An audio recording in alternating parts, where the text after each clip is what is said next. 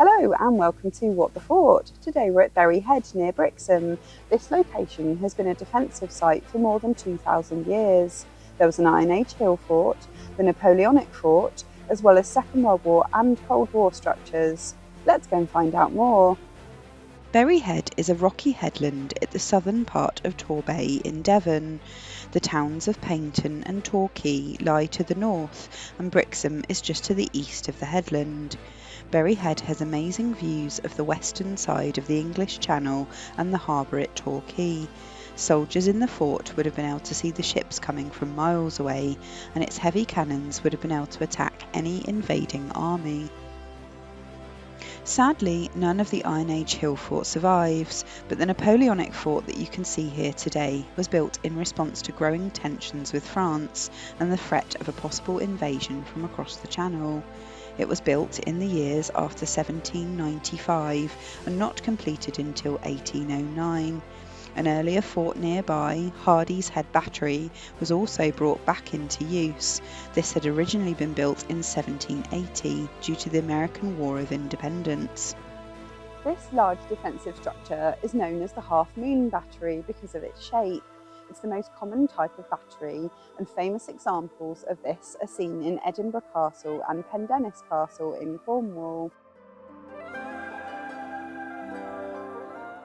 The battery at Berry Head was armed with 12 42-pounder cannons, the largest type of cannon at the time, with a cannonball diameter of 6.68 inches and a range of 2,000 yards or up to a mile. This was the magazine for storing gunpowder and munitions. Its design was similar to those we saw at powder mills, with thick walls, especially towards the base, to contain any blasts.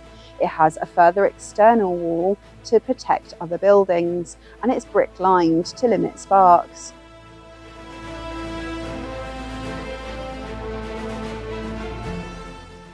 The building that now houses the cafe was once the Guardhouse. It is single-storey and it's located just inside the fort entrance. Completed in 1802, it was the officers' guard room. When constructed, the building had 2 rooms with a smaller building added onto the south side prior to 1811. Further rooms were added and a new higher roof replaced the older one in the late 19th century.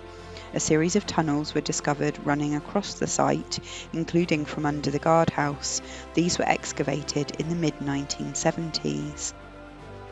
This was the kitchen for the fort. The gable ends are made of limestone rubble, and the side walls would have been made of timber on a limestone footing. Each of the gable ends has a large fireplace.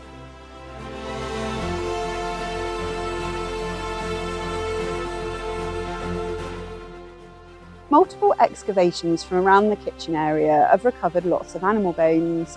It was discovered that the diets of those working and serving in the fort was mostly beef and mutton, with a small amount of pork and rabbit or hare. There was also a large range of species of fish consumed here. Berry Head was still used for defensive purposes in the Second World War and beyond.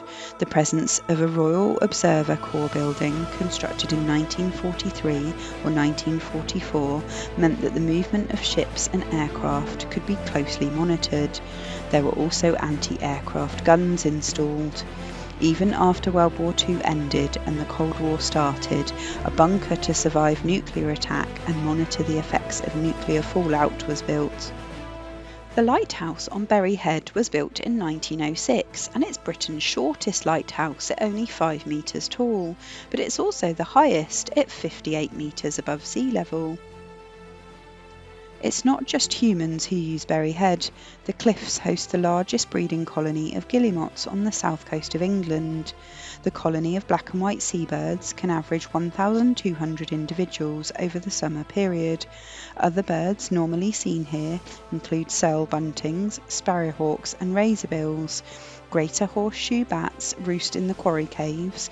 Orchids and other rare wild flowers host a large range of moths and butterflies.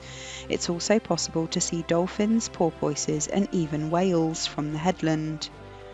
The remains that can be seen on Berry Head from the last 250 years give us a glimpse into a time when the security we now take for granted was a lot less certain.